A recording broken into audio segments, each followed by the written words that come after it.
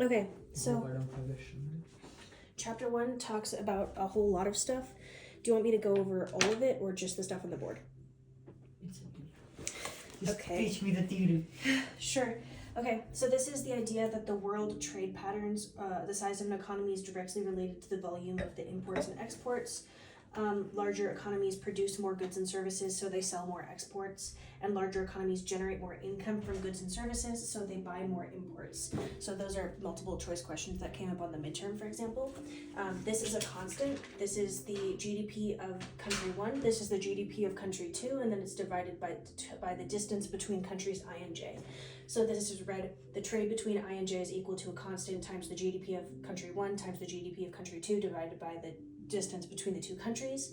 If they're asking you to calculate the trade between two countries and you have 3 countries, this is like quiz 1. That's just the GDP of both of the countries divided by the distance without the constant, and then the ratio of the trade between those two countries once you have the trade for A and B and the trade between A and C, or B and C.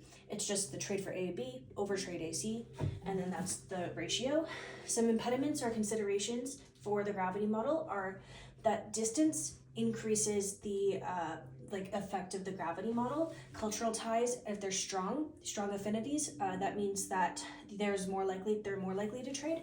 Language, shared language means you're more likely to trade. Geographic barriers, such as mountains, means you're less likely to trade. However, if it's like open waters, you're more likely to trade. If there's multinational enterprises in both countries, I and J, and they're importing and exporting between each branch of the company, then it increases trade, and borders decrease it on a magnitude of something close to 1,000 additional miles per border, even if there's like free trade agreements. So it's still decreases trade even if you have free trade agreements, but free trade agreements do help. It reduces complexity. So this is simply saying that the average labor cost times the quantity, or the average labor for cloth times the quantity of cloth plus the average labor. This is chapter 2, Ricardian model. Ricardian essentially looks at the opportunity cost, and it says that, and it also looks at the maximum production. So if it's telling you something in terms of average labor, then you obviously don't want high average labor costs, and so you want that to be pretty low. So a lower number is better for that. Yeah. Anyways, this is the idea that labor is the only factor. Labor productivity varies because of technological differences between the countries. There's a constant labor supply, and then the labor wage equals the value they produce. So if they produce like $5 of like cloth, then they get $5 in terms of their wage. It's 2 goods, 2 countries. And then, opportunity cost for home for wine. This is calculated for foreign and home, but this is like an example of what you would do for home, and it's just average labor for wine over average labor for cloth. Then you do the same for foreign, and then you want lower opportunity costs, and then the one that has the lower opportunity cost is the one that you want to export, and the other one you want to import. And then you can gain even if you're at an absolute disadvantage because of comparative advantage, and also because it increases trade regardless of whether you have a comparative advantage or like a disadvantage, or even if you're at an absolute disadvantage. It expands your production possibilities frontier, so you can consume beyond what you can produce in autarky, which means that regardless of even if you're at an absolute disadvantage, you can still gain from trade. World production also expands. And then, higher specialization. This is the trade equalizes. So if the world price is between the price for home and foreign, then it equalizes to the world price when trade opens up. So in autarky, it doesn't do that, but taking autarky out, it does do that. And then Heckscher-Ohlin model is the thing that we went over after the Ricardian model. That talks about how trade comes from differences in resources between countries. Yeah, and so those differences include things like labor skills, physical capital, and capital. There's 2 countries, 2 goods, and 2 factors of production. Those factors of production are labor and capital. And in the long run, labor and capital do move across sectors, equalizing the return to capital and the return to wages across the sectors. And the production possibilities frontier is no longer straight, like it was in Ricardian, where there was only one factor of production. Now there's two factors of production, the labor and the capital, which means that it's kicked. So the production possibilities frontier is constrained by labor and capital. Those lines are labor and capital, and so it ends up looking something like this. However, this actually goes away if you have factor substitution. So if capital can be substituted for labor, the production possibilities frontier is no longer kinked. And then you have these ISO value lines, which you obviously want to have more of, so produce on the highest possible ISO value line that is tangent to your max production possibilities, and the slope of that is always going to be negative price of cloth over price of food. And then so a country produces at its max value, which is the price of one good times the quantity of that good plus the price of the other good times the quantity of that other good. If you increase the wage over rental rate ratio, then production uses less labor and more capital. And then you can remember this because wages are tied to labor, rental rate is tied to capital, so they're just like connected. And then Stolper-Samuelson theorem is the idea that if real prices increase, then the real wage or the rental rate of intensive factors increase. Let me make sure that you can still see. Something like that, I think. Yeah. It's showing the red one. Okay, good. If rental... Yeah, intensive factor increases.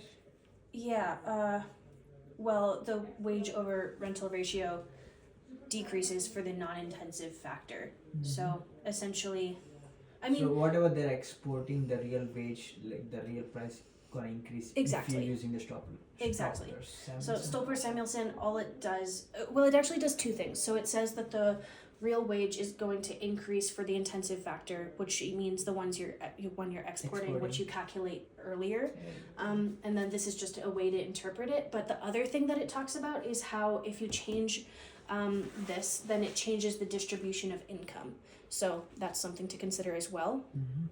And then Rybczynski theorem is the idea that for the intensive, there's like an intensive and abundant factors. So countries that export a good with intensive, or countries will export a good with intensive production in factors that they also have abundant endowments, and then they're just going to import the other good. Yeah.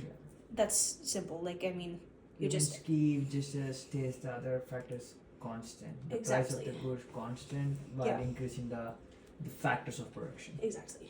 And then the owners of this, this is actually the more important part. So I feel like this overlaps a lot with Stolper-Samuelson, but the difference is that the owners of the abundant factor gain. So it's like talking about who wins and who loses. He gained?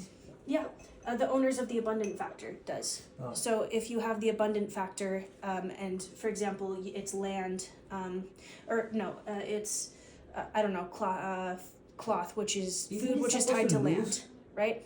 Isn't he supposed to lose? No. For the abundant factor that you also have intensive production in, for the factors, you gain. If you export it, the owners of the exported factor gain. Okay. I was thinking the same because the price is gonna be the same, but the factors of production is gonna increase. That means the factors produce one single output is gonna increase. That means the owner's gonna lose money if the price stays the same. No, the price increases.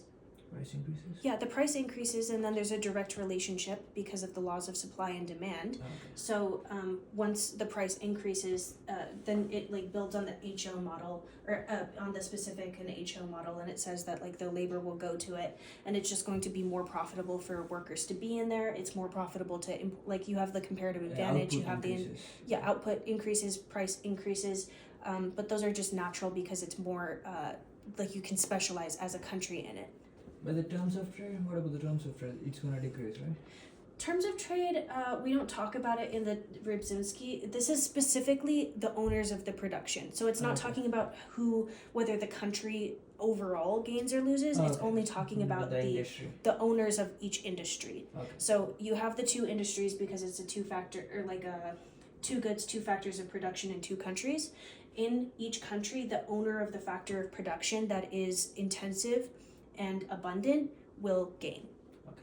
So that's, and then the other one loses. Alright. But something to note about this is that there's little in real life evidence of this. In reality, something that actually does affect income inequality is skill-based technological change. So that was actually another multiple choice question on one of the midterms. Okay. Yeah. I'm gonna go over all the midterms and I'm gonna remember this stuff. Yeah. Okay. Chapter 6 is the standard, which is the purple and green. I didn't like the purple. It includes Ricardian specific and the Heckscher-Ohlin models. Yeah, you didn't go over the specific, but it's okay. What? Didn't I? Yeah, you didn't. Oh, yeah, I guess I didn't. Yeah, you went like a gravity, Ricardian, Okay. then Heckscher-Ohlin. Going back to specific. I'll go back to specific. So, specific says that trade affects income distribution. There's 2 goods and 3 factors of production. There's labor, capital, and terrain. T is terrain. Yeah. It would be land, but we use T as like a other for other things. So we say T is terrain, which is land. Okay. So labor, capital, terrain, which is land. And then it's perfect competition. Labor is mobile across sectors, but K and T are specific to the 2 goods that you are producing. And so you have the production function, which is QC equals QC, and then parentheses KLC, but that's just the slope of the production function. So that's what that is, and that's a notation for it. And then you're trying to find marginal labor or marginal product of labor for each good. So marginal product of labor for manufacturing is the partial derivative of the quantity manufacturing over the partial derivative of labor for manufacturing. And then you just do the same thing for the other good. And then foreign as well. And it's like, that's simple. You just take the, is the power rule, I think? Never mind. And then wage is equal to the product, or the price. Yeah, price of manufacturing times the marginal product of labor for manufacturing, which also equals PF times MPLF. So it all equals each other. So that's the labor. That's a equilibrium. No, that's the equilibrium condition for labor allocation is what it's called. I was like, what is it? Yeah. And then if you want to, the opportunity cost for 1 yard of cloth is the marginal product of labor for food in terms of cloth. And then if you want to produce 1 more yard of something, then it's just 1 over the marginal product of labor for that good. And then if you want to free 1 hour of labor, that ends up decreasing the marginal product of labor for food, which decreases the amount of labor, or like the food labor, and increases the capital labor. Because, you know, assuming 1 worker goes, it's a, like, there's only 2. So if you lose 1, it goes to the other. So food in terms of cloth increases. And then the oh yes, this is a multiple choice question too. At the production point, the production possibility frontier is tangent to a line with the slope of negative PC over PF, which is this, which is also notated like this, because it's marginal product of labor for food in terms of cloth. Yeah. Oh, and then there's 2 changes. So there's a proportional change for in prices, and then there's a non-proportional change in prices. So the difference between the 2 is this one has unambiguous price increase. This is, for example, wages increase 10%, but both goods also increase, and like the price of both goods also increase. So the effect on labor is ambiguous because it like lines up really. You can't tell. You need a super calculator. And then, which I guess your head is, you just have one of those attached to your body at all times. Anyways, scenario 2 is that it's a non-proportional change, which means that 1 good increases in price and the other good stays stagnant, which makes it disproportionate. Then you can just follow out the price and quantity and see what happens in terms of changes. Pretty easy stuff. Yeah. Okay. Where did I stop? Oh, right, skill-based technological change. Chapter 6 is the standard model. Oh, yeah, good call. Where is it? Right there. Okay. Chapter 6 is the standard model. It includes Ricardian specific and the HO models. Equilibrium condition is still the V equals PCQC plus PFQF. The slope of the ISO value is still negative PC over PF, and it still produces at the tangency line. The production possibility frontier is still smooth and not caked. There's two goods, cloth and food. It looks at these four relations. So a production possibilities frontier to the relative supply curve, relative price to relative demand, the wage equalization. Is that wage? Yep, I think so. No, I think it's welfare. Welfare equalization. Welfare comes in like terms after terms of trade, so it's not before that. It's a wage equalization. Okay. Equilibrium. Oh, you're right. Okay, you're right. It's wage equalization by. Equilibrium by. That's. No, because wage Oh doesn't equalize. Yeah, equalize. Yeah. Yeah, wage equalization by the world relative supply and world relative demand. Yeah. And then the fourth relationship is the terms of trade and the effect on welfare. That's where welfare comes in, which is the price of exports over the price of imports, X over M. And then this is different, and I'm actually not sure why, so if you could tell me why, that would be great. Because over here, it says V equals PCQC PFQF, but over here it says V equals PCDC plus PFDF equals PCQC plus PFQC.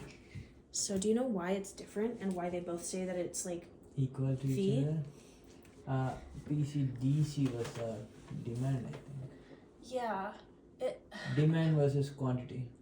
This is demand and quantity? Yeah. The total value is the total, price of each industry, right? The demand and supply. The demand and the quantity. So then you can, what to export or like what to import depends on like how much quantity you have and how much people are demanding or consuming. Okay. And the C and F are like two different industries.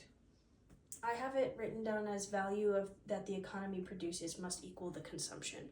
Yeah, that's what it is. Okay. The D is the demand, it's the consumption. Okay, I see. Demand must equal consumption. Yeah. So it just does that in terms of each good. So Yeah. the quantity consumed for each good must equal the demand for each good. And then that's instead value. of like doing different products to goods in different industries, it combined the both industries into one equation. So I see. Total demand of both industries and total quantity of both industries. Okay, that makes sense.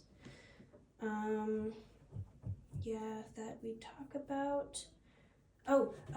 This is interesting. So then we bring in indifference curves back into the graphs. So if they bring a graph into the standard trade model, then that's probably there's the ISO value line, and then on top of the ISO value line there's indifference curves, which means you're indifferent along that entire curve, but you want to produce at the highest possible indifference curve, and those continue going outward. But if you change the slope of the ISO value line to make it steeper, that's the negative PC over QF, then you will be able to reach a higher indifference curve.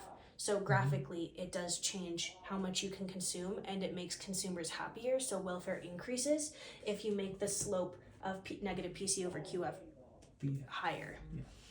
PF. Terms of trade are the price of exports, price of imports. When relative price of exports increases, the terms of trade increase, and home can buy a higher quantity of imports. So if you make more money, you can buy more imports, and generally terms of trade improve. Yeah. And then there's a direct relationship with welfare. So if you have increasing terms of trade, your welfare as a country increases. Decreasing terms of trade, your welfare as a country decreases. And then determining relative price to world supply. That's just this formula. So the quantity this is consumed for each good, and then demanded for each good, I think, right? Production and demand, yeah. Yeah, so this is the same thing as this. Mm-hmm. Okay, just making sure. Just Okay, and then we talked about biased growth, so import bias and export bias. Ricardian says that its growth is biased because of technological progress in each sector.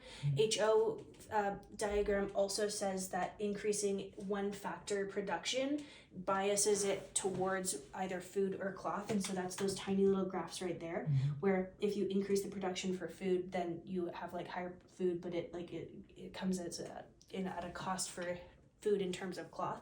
Same for the other scenario where cloth increases disproportionately. And so biased growth does exist in Ricardian and HO, which are considered special cases in the standard model. And then if it's export biased, there's the bias in exports. So exporters terms of trade decrease and yes. That's really what you need to remember, that export bias means, but it does decrease terms of trade for the exports. But the reason is because the you have an increased supply. If you have export biased growth, you have more supply, more so like you get less items for the and then assuming demand stays the same, you have higher supply, which means the price decreases, and since there's an equal equivalent response between price and direct relationship. That's what I was like, what is it? Direct relationship between price and I don't know. Anyways, it decreases terms of trade. Yeah. And then the other one, I don't know if it's still showing. I don't know, maybe here. Okay. Other one is the import bias, which increases the price of the exports relative to the imports, which increases the terms of trade for home. I remember this by thinking that, okay, if you have the bias towards the imported good, then you don't have to buy as much of the imports. You're less reliant on the foreign country. So I don't know if that logic is exactly correct, but it's how I remember it. From foreign perspective, for import or export bias, it's opposite. So if you have export bias in terms of trade decrease in home country, then in foreign country, the terms of trade increase for an export bias in home. An export bias in foreign, on the other hand, would increase the terms of trade for home. Yep. Okay, same thing for import bias. And then, let's see. Import tariffs and export subsidies. So we can consider an import tariff to be a tax on imports. An export subsidy is a payment to the producers, to the home exporting producers. So like the government pays all of the companies that are exporting a good. Easy peasy. And then both change the terms of trade and the welfare, and they drive a wedge between the world price and the home price. So they both affect the like world price and home price, but that assumes that it's a large country. If it's a small country, it doesn't drive that wedge between the prices, because it's a tariff. But I'll talk about that a little bit more. A small country has to swallow it. I guess I talk about it here. So if the country is small, a tariff or subsidy doesn't affect the world relative supply and relative demand. However, if it is a large country, then it does affect the world relative supply and relative demand, and it increases the terms of trade, because the way I remember this is if it's a large country, then you can't really not trade with them. You have to continue with your economic relations with them because they're so vital for trading. And so they really just have to buck it up, pay the extra tax, which ends up benefiting the home country that has the tariff. And then they reap all of those benefits while maintaining a relatively high level of trade. However, if it's a small country, then those trade relations are a little bit less inelastic, and so you just stop trading with them. The volume of trade decreases in small countries, and so they end up having to swallow the cost of the tariff themselves. That's how I remember that. Does that make sense? Mm-hmm. Okay, good, perfect. So if it's a large country, that terms of trade increase, welfare increases for home at expense of foreign, because it's always an opposite relationship between home and foreign. Yeah, I need to hear this thing. Actually, I'm so scared. Yeah. Does it make sense? Yeah, I just skipped that question, the final two. I don't know why I skipped it. Oh, did you? Okay. Yeah. For external economies of scale versus internal economies of scale. So that's the next section.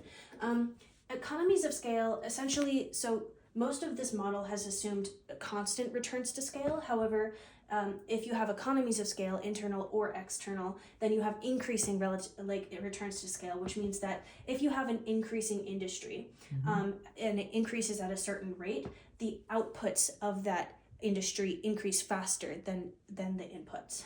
So it puts more, like it just is more productive.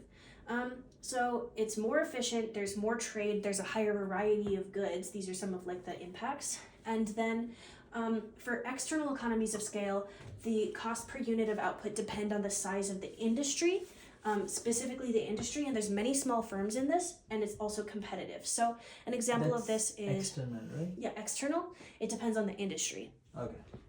An example of this is semiconductors in Silicon Valley, and it's like lots and lots of small firms that are competitive.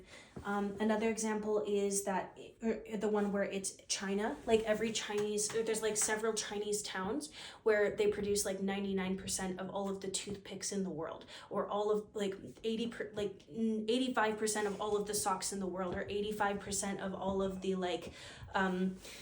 I don't know, hair combs in the world. They have like towns that are specialized in this. And then the reason this happens is because you have labor pooling, you have knowledge spillover, and then you have specialized equipment in the location. And so if you need, for example, if a town specializes in wig production, you have all of the like hair companies that are supplying you with hair, or you have all of the dye, and like you have the people to like put it together. It's all located really close to each other, so you have like a cluster of economic activity for a single product, and that's what an industry cluster external economy of scale is. Okay. And then Internal is more powerful. Yeah, internal is dependent on the size of the firm, and so this has some kind of an external economy of scale would be you can buy in bulk like if you are micro super and rich. macro and economics. Yeah. Like external is macro, internal is micro. Yeah, sure. It depends on the size of the firm. So a large firm has more capacity, it has more money, it can buy up bulk base products and then use them all at the same time. And if you buy in bulk, it's generally cheaper. And so it's you have the cost advantage, and it's imperfect competition because you have like these gigantic, huge companies that can buy in absurd amounts of bulk and undercut the price. So that's internal economies of scale. Something for both of them, they have forward falling supply curves, which is the average cost curve. And so it ends up looking something like this, where they're both forward falling. In the external economy, the price decreases for everyone, whereas in the standard, you remember over here where it says that it converges in the middle if the world prices between the home and foreign prices. In the external economy, it decreases for everyone. The price just it goes down because you have economies of scale. You can afford to price your products cheaper. And open trade means that all production goes to the efficient country. So, for example, all of the production is now going to go to China if they're efficient in this. However, it is possible to be worse off with trade for these two countries because for external economies, it doesn't necessarily mean the best possible actor is going to be producing them. And the world economy always unambiguously gains from this. But countries individually can be worse off with trade. So this is actually one of the only scenarios where you can be worse off with trade, is if you have an external economy of scale. Okay. Yeah. And then let's make sure it's still good. Then you have instruments of trade, which is chapter 9. You have tariffs. Tariffs can be specific or ad valorem. Specific is the fixed rate. And then ad valorem is you have the value of the entire exported or imported good, and then you take a percentage of that value and tax that.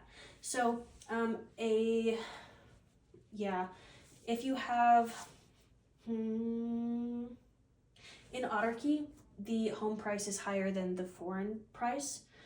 In free trade, the product ships from foreign to home, which equalizes the price. So all it's saying is that the prices equalize once trade opens, but in autarky, then you have the home's price and the foreign price, and then those are different. Marginal demand is equal to the demand minus the supply. Oh, no, sorry. Import demand is equal to demand minus supply. And then export supply is equal to, for foreign, is equal to supply in foreign minus demand in foreign.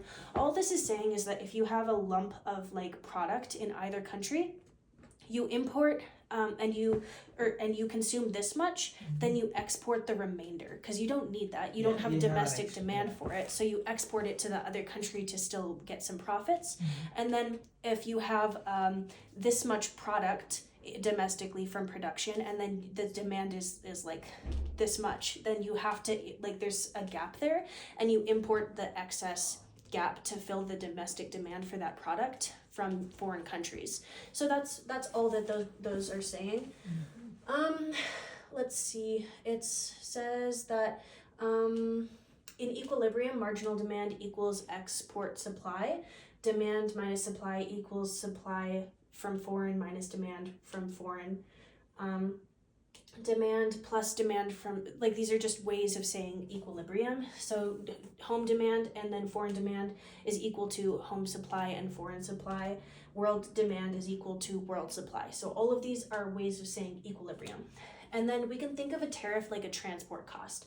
So the sellers will not sell unless the home price exceeds the price by the cost of the tariff, which is graphic or like mathematically noted, like the price of the tariff minus the tariff is equal to the price of the tariff from foreign. So that's just what that is.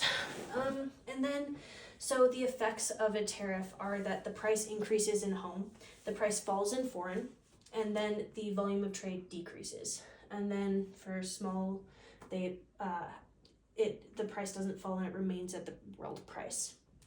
But for home, for foreign, sorry, I was like getting confused. But remember how small countries don't impact foreign countries because like they just have to swallow the cost.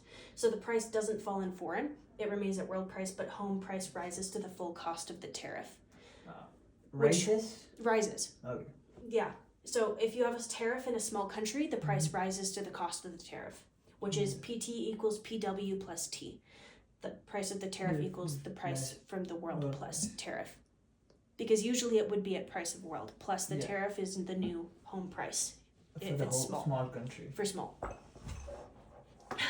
Okay, and then effective rate of protection is the change in value that firms in an industry add to the production process, and it differs from the actual tariff rates because usually these are protectionist policies for the domestic like corporations so that they can get a foothold in the market. They can like generally be protected from foreign competition coming in and like